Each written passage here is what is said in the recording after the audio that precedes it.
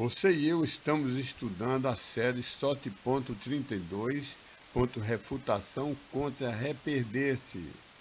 Ela está no canal youtube.com/c/ssttteo, na playlist criada Soteriologia 2. Parte 2 de 3 de SOT.32D, Refuto da Reperdição. Passagens referentes à perda da usabilidade do crente. Passagem referente ao crente perder o melhor que Deus desejou para usá-lo para o seu serviço. Agora vamos ver 1 Coríntios 10:5, Hebreus 3:11-19 e 4:1-16. Pergunta: ô Hélio, 1 Coríntios 10:5. Parece que a perda de salvação aqui, não é? Meu pastor ensina assim, minha denominação ensina assim. E eu fico na dúvida, eu vejo os versículos que falam que a salvação é garantida, mas eu fico na dúvida nesse versículo. Bem, essa passagem se refere ao grupo de capítulos da Bíblia, de Gênesis a Malaquias, o Velho Testamento, que são para filhos de Israel, o prosélito, isso é, gentios convertidos ao judaísmo. Vamos ver as passagens, as partes principais. Versículo 5. Todavia, aqui está falando daqueles judeus que se revoltaram, não quiseram entrar em Canaã. Versículo 5. Todavia, não com a maior parte deles teve prazer Deus. Por isso eles ficaram espalhados, prostrados no deserto. Eu lhe pergunto, amigo, está falando de lançamento no profundo do inferno? Não, está falando de morte física, não de morte espiritual. Ficaram os cadáveres espalhados, prostrados no deserto. Então, numa primeira instância, tenho eu que em todas as minhas roupas usar franjas? Seria muito esquisito eu ir com as camisas cheias de franjas, de babados. Ademais, franjas com cordão azul. Ora, número 1538 ordena isso. Eu vou aplicar para mim, você vai aplicar isso para você? Não, isso foi somente para os filhos de Israel no Velho Testamento. Outro exemplozinho. Podia dar muitos. Quanto à pergunta, que me é necessário fazer a fim de que eu seja salvo? Você já notou quão diferentes foram a resposta de Cristo ao jovem rico em Marcos 10:17-19, onde o jovem perguntou o que era necessário fazer para ser salvo, e Cristo diz: os mandamentos tens tu conhecido. Então, Cristo estava dizendo de forma indireta: faça todos os mandamentos com toda a perfeição, que você não vai para o inferno. Não peca uma vez na sua vida. Era para o jovem ter dito: é impossível, ter chorado, eu não posso fazer isso, ninguém pode. Então Cristo falaria da graça, da salvação pela fé. Mas a resposta foi: os mandamentos tens tu conhecido. Mas houve outra pergunta feita a Paulo e Silas pelo carcereiro em Atos 16:30-11, e a resposta foi bem diferente. A resposta: Paulo e Silas não eram somente homens, eles eram porta-vozes de Deus, como máquina de datilografia antiga, como o teclado do computador. Deus colocava as palavras nas mãos deles e escreviam na Bíblia. E a resposta, eles falaram inspirado por Deus e escreveram inspirado por Deus, e a resposta é de Deus. Crê tu sobre o Senhor Jesus Cristo e tu serás salvo. Você nota a diferença? Então poderia dar dezenas, talvez centenas de exemplos, mas há diferenças das ordens, das condições, das premiações em algumas partes da Bíblia e em outras. E então, para não haver contradição, é porque são ordens diferentes para dispensações diferentes. Eu dou um exemplo simples. Nós somos regidos pela Constituição de 1998, né? Se não é, mas no ponto importante, o exato. diz essa Constituição, e tem condições e regras e penalidades e premiações totalmente diferentes, por exemplo, da Constituição na época de Dom Pedro II, a começar pela forma de governo, que lá era monarquista, agora é um misto de presidencialismo com parlamentarismo, bom, não importa.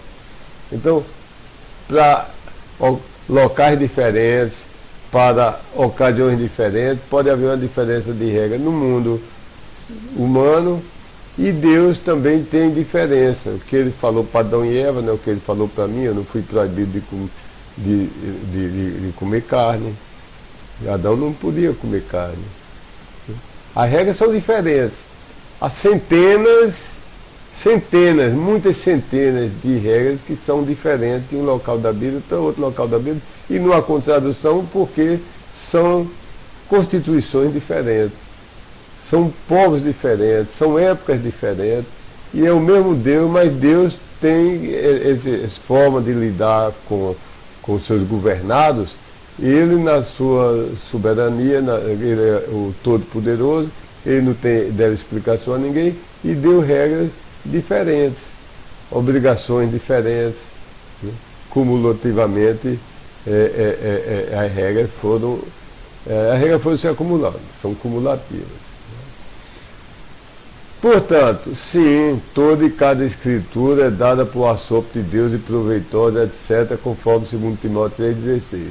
Mas somente Romano a Filemon, que foram expressamente escritos para assembleias locais neotestamentárias, constituídas majoritariamente por convertidos gentios, ou então a pastores como Timóteo, ou crentes como Tito e como Filemon, de igreja, membro de igreja.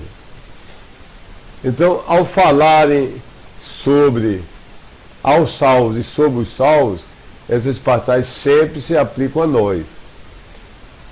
Portanto, sempre que há uma aparente contradição entre um verso falando aos salvos, em Filemon, Romano a Filemon, e outro verso das demais partes da Bíblia, em Judas, em Apocalipse, em 1 Pedro, em 2 João, no Velho Testamento todo, há uma aparente contradição, particularmente ao falar sobre a salvação, tudo fica fácil e imediatamente resolvido se ambos os contextos nos dão permissão para interpretarmos assim. O versículo em Romano a Filemon se aplica diretamente a nós, os crentes dessa dispensação de assembleias locais, majoritariamente constituídos por convertidos gentios. E o outro verso, aparentemente contraditor, se aplica a outras pessoas de outras dispensações. Então harmoniza tudo, sem alegorizar nada. No Velho Testamento, a regra realmente era, em certas situações, matar apedrejado uma pessoa que adorava um Deus falso, por exemplo. Mas agora nós não temos essa regra no Novo Testamento. No Velho Testamento havia um governo que era de Deus, escolhido o rei por Deus inicialmente, nem sempre obedeceu a Deus.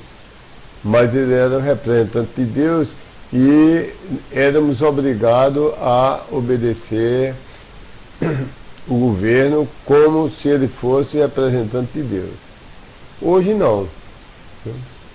Eu posso, entre obedecer ao governo ou obedecer a Deus, quando há um conflito, eu posso arriscar minha vida, sei das consequências, mas devo obedecer a Deus e devo separar entre César e Deus. Então, essa passagem, nós vimos que há diferença. Essa passagem que você aqui me trouxe não trata do salvo dessa dispensação das igrejas locais de convertidos gentios. Portanto, tais alegações nem sequer merecem começar a ser consideradas. Pense bem, não estou falando isso de brincadeira, para parecer engraçado. Pense bem e entenderá como isso obedece à lógica, é requerido é obrigado pela lógica. Eu poderia encerrar minha resposta por aqui. Mas vamos a uma segunda instância.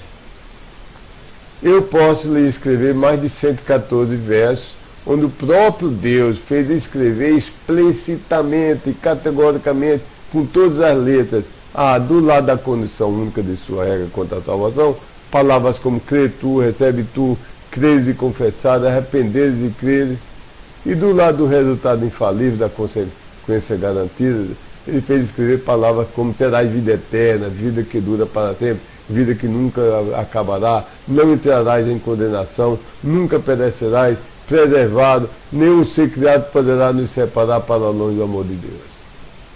Um exemplo, Romanos 8,39, desses 114 versículos, um exemplo. Nem a altura, nem a profundidade, nem qualquer outra criatura, um ser que teve começo, que teve origem, um ser que foi criado, nem qualquer outra criatura poderá nos separar para longe do amor de Deus, o qual está em Cristo Jesus, o Senhor nosso. Então, de um lado eu tenho 114 versos que eu posso provar a doutrina que uma vez salvo, Deus preserva e a pessoa continua sempre salva, apesar de suas fraquezas. Você quer dizer que tem contradição na Bíblia? Então o ônus, a obrigação, o ônus é seu, a obrigação é sua. O trabalho tem que ser seu de mostrar o contrário. Para mostrar o contrário, você deveria mostrar pelo menos uma passagem, basta uma passagem, diretamente referente aos salvos, passagem em Romanos a Filemon, livros endereçados aos crentes das igrejas de gentios, passagem que explicitamente, com todas as letras, tem a mesma condição acima, crê tu, recebe tu, etc., mas tem a negação da conclusão acima. Passagem que diz, crê tu e terminarás indo para o inferno. Passagem que diz, José Pereira Antônio Figueiredo Fonseca Feitosa era um salvo, um pregador, membro da igreja, mas perdeu a salvação, não reganhou a salvação, desleixou e foi condenada, foi lançada ao inferno e depois lançada ao lago de fogo. Sua obrigação é você encontrar uma passagem que diga isso da forma mais explícita. Decididamente essa passagem alegada, que diz, não como a maior parte deles teve prazer de Deus, por eles ficarem espalhados, prostrados no deserto, não faz isso. Encerremos então essa passagem. Não tem nada a ver com perda de salvação. A contradição, uma vez salvo, sempre salvo, continua perdendo de 114 a 0. Porque ninguém nunca pôde, nem pode agora, nem jamais poderá encontrar um verso que diga que um salvo da dispensação das igrejas locais era salvo de verdade, Deus salvou, depois ele escapou da mão de Deus, tornou-se perdido e terminou indo para o inferno. Eu oro que você venha a crer nessas 114 passagens e seja salvo. Explicação adicional só darei depois de você crer, porque você ainda é um homem natural, muito religioso, como católicos, vi católicos em Petrolina, lacerando o corpo com objetos pontiagudos numa procissão. E aqui moro perto da igreja da Penha, na ponta do Cabo Branco, onde uma vez por ano há pessoas que vão pagar promessa e sobe, não sei quantos degraus, 100 degraus, 150, sobe alguns de joelho e fica rastro de sangue naqueles degraus. São religiosos, mas não são salvos.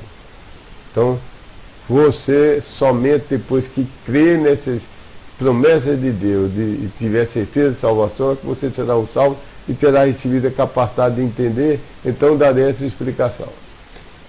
Esses versículos revêem no Velho Testamento o trágico relato da descrença de Israel em Cades Barnea, em número 14, onde eles recusaram entrar na Palestina. Eles tinham saído, Deus tinha libertado de forma maravilhosa e gloriosa, aquele povo tirou da escravidão do Egito, fez aquelas pragas, libertou poderosamente o povo, abriu o Mar Vermelho, eles passaram ali por meio, uma coisa para eles nunca esquecer do poder de Deus, você passar por meio de paredes de água de dezenas de metros, talvez centenas de metros de altura, e você passar ali a pé seco, pé enxuto, o chão sem uma poça d'água, você passar ali depois daquele mar cair e matar os egípcios, eles viram aquilo com os olhos deles. Mas depois eles se acovardaram e não quiseram entrar na terra prometida. Então essa passagem se refere a isso. Por causa disso, não permitiriam que ninguém acima de 20 anos de idade, com exceção de Josué e Caleb, entrasse na terra prometida. Mesmo Moisés, por causa de um pecado posterior, foi recusado entrada na terra prometida. No entanto, tudo isso não tem absolutamente nada a ver com condenação espiritual, condenação eterna, condenação ao inferno.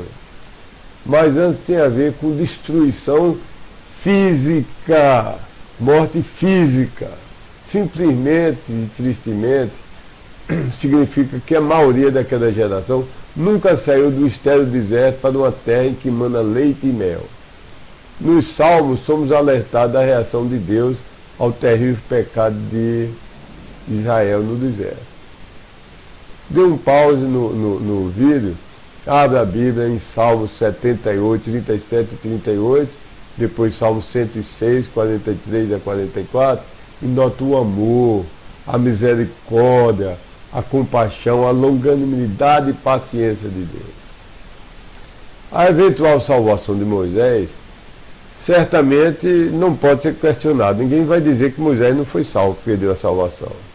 Embora ele não tenha tido permissão para entrar na terra, ele teve aquela condenação de ficar o corpo prostrado no chão, os ossos dele, aliás, o corpo dele, me perdoe, eu errei aqui, o corpo dele foi levado pelos anjos, foi escondido para o diabo não tomar aquele corpo. Se tivesse apanhado aquele corpo, imagina a idolatria da pessoa ter o corpo e provar que era o cadáver de Moisés. Então, Deus escondeu aquilo para evitar a idolatria de Israel, que é um povo tendente à idolatria. Israel só deixou de ser idólatra depois de sofrer na escravidão na Babilônia.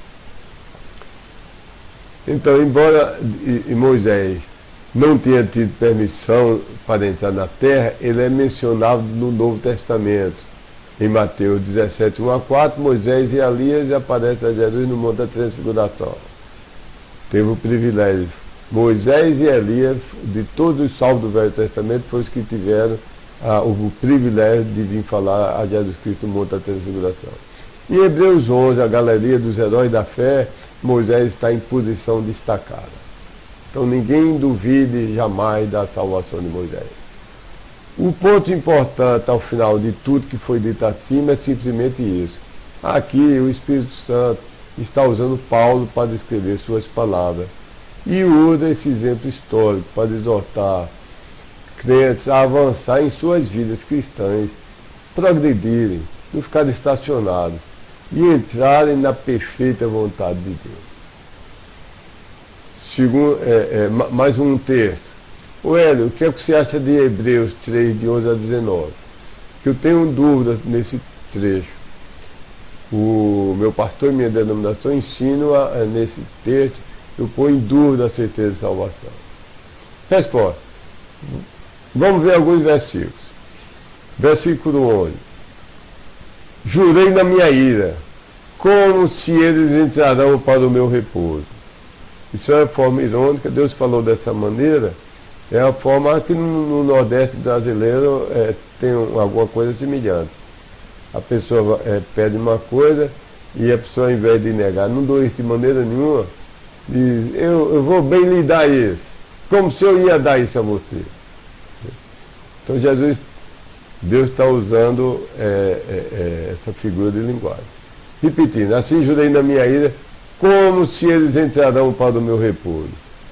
Com isso significando que de modo algum, de maneira nenhuma, eles vão entrar no repouso de Deus. Verso 12.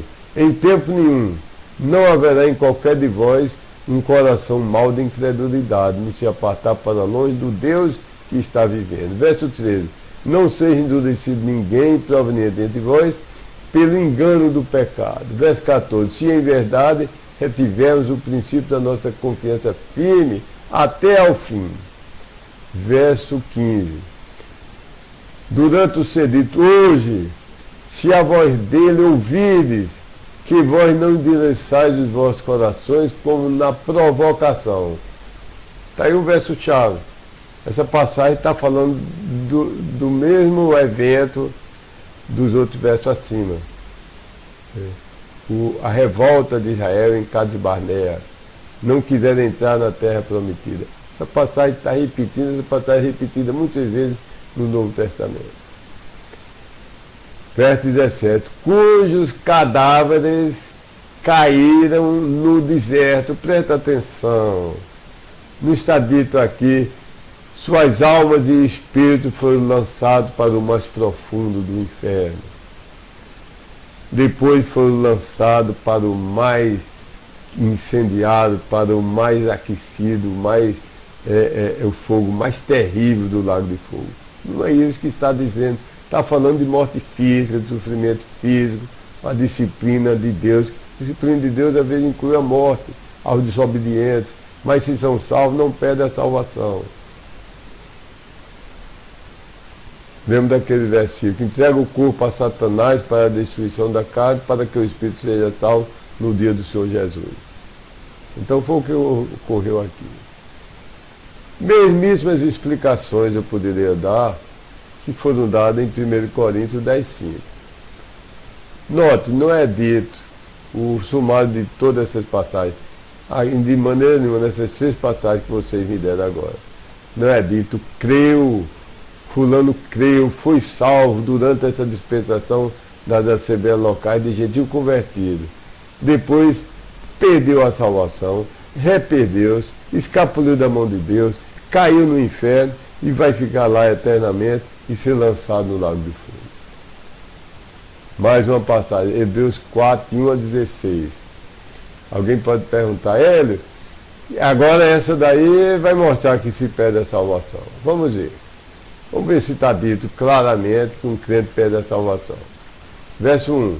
Temamos, pois, que não aconteça que, estando sendo reservado para nós a promessa de entrar para o repouso dele, pareça algum homem proveniente entre vós ficar para trás. Ficar para trás é a mesma coisa de ser lançado dentro do inferno? Não vamos confundir as coisas, distorcer. Devemos prestar atenção nas palavras exatas, não ir além do significado das palavras. Todo é todo, Israel é Israel, igreja é igreja. Deus sabe usar as palavras. Aqui ele diz, não pareça alguém ficar para trás. Ficar para trás pode ser por morte física, cair prostrado no chão, ser fulminado por um raio, morte física. Não é claro que isso significa perder a salvação e ser lançado no inferno e contrariar 114 versos que dizem que uma vez que você foi salvo, Deus preserva. Mais adiante, lá para o verso 11. Sejamos diligentes, empenhados, trabalhadores, né? Portanto, para entrar para aquele repouso, a fim de que não, dentro do mesmo exemplo da descrença algum homem caia. Onde é que caia é sinônimo de condenação ao inferno? Caia pode ser morte física, deixar de ser usado por Deus, viver uma vida como um filho fora da vontade de Deus, continua filho, tem a sua herança, tem o nome do Pai, mas não tem o amor do Pai, não tem a comunhão com o Pai. Então, mesmíssimas explicações de 1 Coríntios 10:5 que vimos acima. Em resumo, note, não é dito, mais uma vez, vou dizer isso centenas de vezes, quando são necessárias. Não é dito claramente aqui, fulano, José, fulano de tal, creu, foi salvo nessa dispensação das assembleias locais de gentil convertido depois reperdeu-se, perdeu a salvação, terminou indo para o inferno. Deus lhe ajude a crer nas promessas de Deus. Nesses 114 versos, que é onde Deus promete que quando Ele salva, Ele é quem garante a salvação. Você pode perder a premiação. A premiação é por sua conta. E vem um galardão, pela sua fidelidade você pode ganhar galardões, ou por sua infidelidade pode perder galardões. Mas não perde a filiação. Não há ex-filho. Então, uma vez que você se tornou filho de Deus, Deus se tornou seu pai, não há possibilidade, se está na mão dele, e de ninguém pode arrebatar da mão do meu pai, não há possibilidade. Mais uma vez, lhe imploro, creia na promessa de Deus. Seja salvo, crendo no que Ele prometeu. Porque se você não crê nas promessas de salvação, você ainda é um descrente, você ainda precisa ser salvo.